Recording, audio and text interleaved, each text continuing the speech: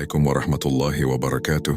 Ako muli si Legendary Be Inspired, ang maghahatid sa inyo ng katotohanan tungkol sa Islam at ang mga kwento nito. Huwag kang kalimutan mag-follow, like at share upang makatanggap kayo ng mga aral at paalala na magbibigay gabay sa ating pananampalataya.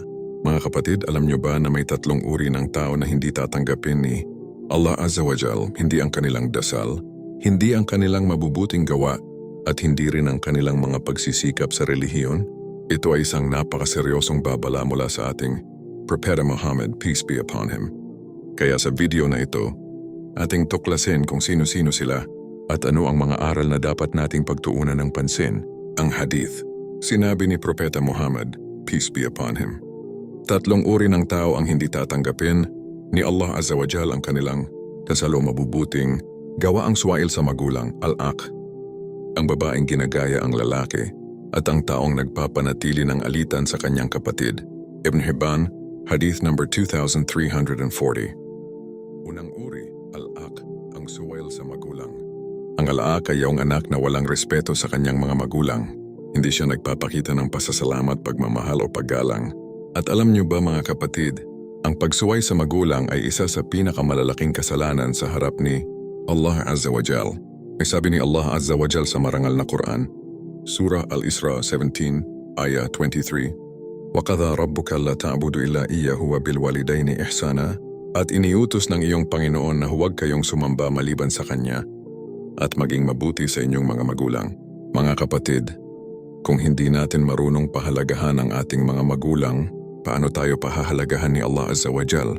Ang pagmamahal sa magulang ay tanda ng tunay na pananampalataya. Ikalawang uri, ang babaeng nagpapanggap na lalaki.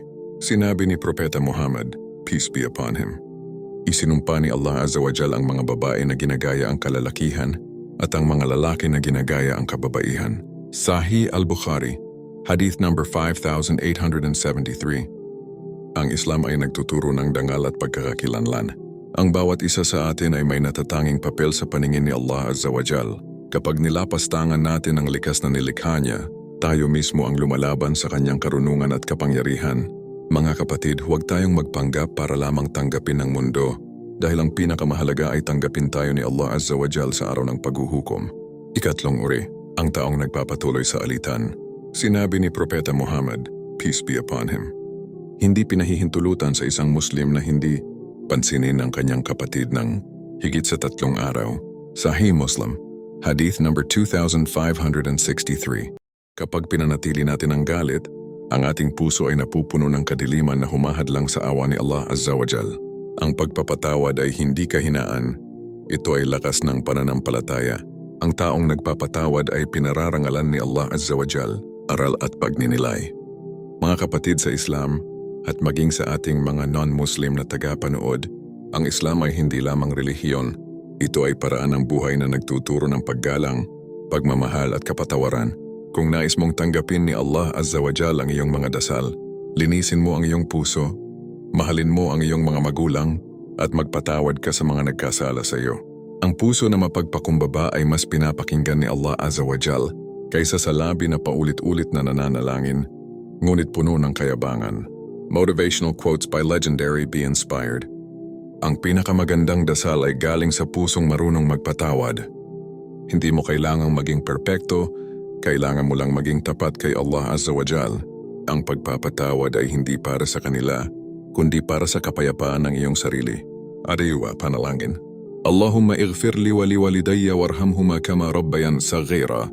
O Allah Azza wa Jal, patawarin mo po ako at ang aking mga magulang. Kaawaan mo po sila, gaya ng kanilang pag-aaruga sa akin noong ako'y bata pa.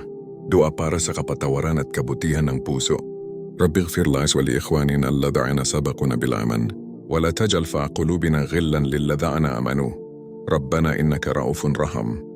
O aking Panginoon, patawarin mo po ako at ang aking mga kapatid na nauna sa amin sa pananampalataya. Huwag mong hayaang magkaroon ng galit o sama ng loob sa aming mga puso laban sa mga mananampalataya. O aming Panginoon, ikaw ay tunay na maawain at mapagmalasakit. Inspirational ending line. Ang pusong nagpapatawad ay pusong pinapatawad. At ang taong nagpapakumbaba ay itinataas ni Allah Azza wa Jal. Mga kapatid, habang tayo ay may buhay pa, magsisi tayo sa ating mga pagkakamali Humingi tayo ng tawad sa ating mga magulang at sa ating mga kapatid sa pananampalataya dahil ang tunay na tagumpay ay hindi sa dami ng ating gawa, kundi sa dalisay na puso na tapat kay Allah Azza wa Jal. Ako muli si Legendary Be Inspired, ang maghahatid sa inyo ng katotohanan tungkol sa Islam at ang mga kwento nito. Huwag kakalimutang mag-follow, like at share upang mas marami pa tayong maabot na puso, Muslim man o hindi. Assalamualaikum warahmatullahi wabarakatuh.